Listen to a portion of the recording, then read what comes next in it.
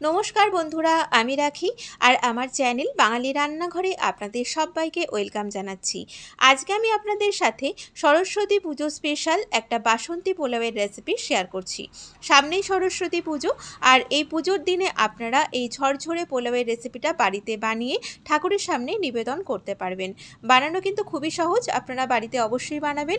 আর ভালো লাগলে আমার ভিডিওটাতে লাইক, শেয়ার, কমেন্ট করবেন। আর এই বাসন্তী পোলাওয়ের সাথে নিরামিষ আলুর দম ভীষণই ভালো লাগে খেতে। তাহলে চলুন আর দেরি না করে আজকের এই রেসিপিটা আমরা দেখে নিই। আর বাড়িতে আপনারা অবশ্যই এটা বানিয়ে ফেলবেন খুব সহজে। আমাদের এই বাসন্তী পোলাও বানানোর জন্য এখানে আমি এই মেজারমেন্ট কাপের 1 কাপ গোবিন্দভোগ চাল নিয়ে নিয়েছি। খুব ভালো করে চালটাকে ধুয়ে নিয়ে আমি বেশ কিছুক্ষণ রেখে দেব, জলটা যাতে ভালোভাবে ঝরে যায় আর চালটাও বেশ একটু শুকনো হয়ে যায়। আর এই পোলাওয়ের ক্ষেত্রে চাল আর জলের রেশিওটা কিন্তু খুব ইম্পর্টেন্ট। আমি এই মেজারমেন্ট কাপ মেপে চালটা নিয়েছি, তাই এই কাপটা মেপেই আমি জলটা মেপে দেব। আর তাতে আমাদের পোলাও একদম সুন্দর ঝরঝরে হবে। এখন আমি চালটাকে ধুয়ে নিচ্ছি ভালো করে। চালটাকে আমি বেশ কয়েকবার ভালোভাবে জল পাল্টিয়ে ধুয়ে নিয়েছি। এখন এটাকে আমি প্রায় আধ ঘন্টা স্ট্রেনারের মধ্যে রেখে দিচ্ছি ফ্যানের হাওয়াতে, যাতে চাল থেকে ভালোভাবে জলটা ঝরে যায় আর চালটা ড্রাই হয়ে যায়। এখন এই পোলাওটা বানানোর জন্য আর যে উপকরণগুলো আমাদের লাগছে সেগুলো একটু দেখে নিচ্ছি। নিয়েছি এখানে হাফ চা চামচ হলুদ গুঁড়ো, 3টে চেরা কাঁচা লঙ্কা, 1 চামচ গ্রেট করা আদা। আর এই পোলাওটা যেহেতু একটু মিষ্টি মিষ্টি হয়, তাই এখানে চিনির পরিমাণটা একটু বেশি নিয়েছি।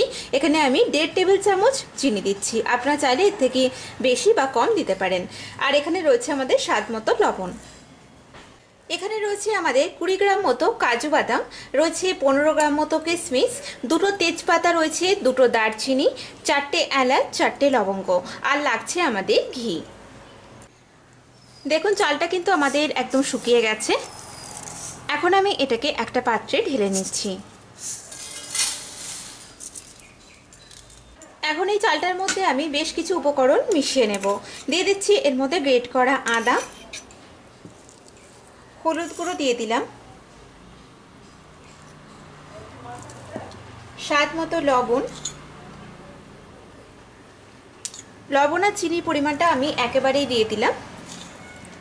দিয়ে দিচ্ছি এর মধ্যে চিনি, আর দেব 1 টেবিল চামচ ঘি।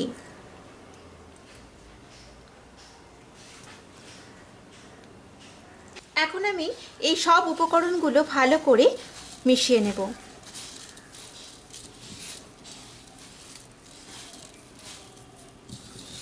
সব উপকরণ ভালোভাবে আমাদের চালের মধ্যে মাখানো হয়ে গেছে। এখন আমি চলে যাচ্ছি নেক্সট স্টেপে। এখন আমি কড়াইতে দিয়ে দিচ্ছি 1.5 টেবিল চামচ মতো ঘি। দিয়ে দিচ্ছি এর মধ্যে গোটা গরম মশলা আর তেজপাতা। গোটা গরম মশলার মধ্যে রয়েছে 2টো দারচিনি, 4টে এলাচ, 4টে লবঙ্গ। এখন এগুলোকে আমি হালকা করে ফ্রাই করে নিচ্ছি। ফোড়নটা ফ্রাই হয়ে গেলে এখন আমি এর মধ্যে দিয়ে দিচ্ছি কাজু বাদাম। কাজু বাদামটাকেও আমি কয়েক সেকেন্ড একটু ফ্রাই করে নিচ্ছি। কাজুগুলো কয়েক সেকেন্ড ভাজার পরে এর মধ্যে আমি ধুয়ে রাখা কিশমিশগুলোকে দিয়ে দিলাম।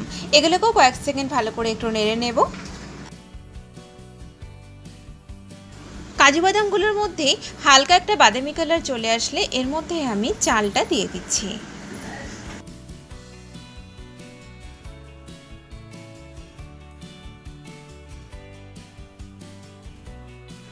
এখন এই চালটাকে আমি 4 থেকে 5 মিনিট ফ্রাই করব মিডিয়াম আঁচে।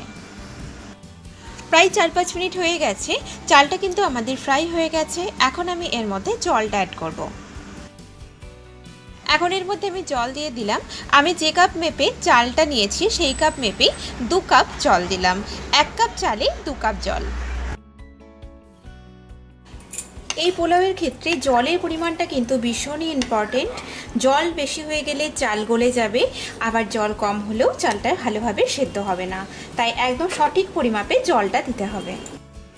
3টে চেরা কাঁচা লঙ্কা দিয়ে এটাকে আমি ঢেকে দিলাম 5 থেকে 6 মিনিটের জন্য, আঁচটাকে একটু স্লোতে রেখে। প্রায় 5-6 মিনিট হয়ে গেছে, ঢাকনাটাকে খুলে দিচ্ছি। জলটা দেখুন একদমই শুকিয়ে গেছে। এখন এটাকে আমি একটু হালকা হাতে নেড়ে দিচ্ছি। বেশি নাড়লে কিন্তু চালগুলো ভেঙে যেতে পারে, দেখতে একদমই ভালো লাগবে না। এটাকে একটু হালকা হাতে নেড়ে দিয়ে একদম আঁচটাকে কমিয়ে আরও 5 মিনিট আমি বসিয়ে রাখবো। আবার এটাকে 5 মিনিটের জন্য আঁচটাকে একদম কমিয়ে দিয়ে ঢেকে দিলাম। 5 মিনিট হয়ে গেছে, এটাকে আমি দমে রেখেছি। এখন দেখে নেব এটা কতটা তৈরি হয়েছে। দেখুন এটা কিন্তু একদম ঝরঝরে তৈরি হয়ে গেছে। আমাদের এই বাসন্তী পোলাও একদম রেডি।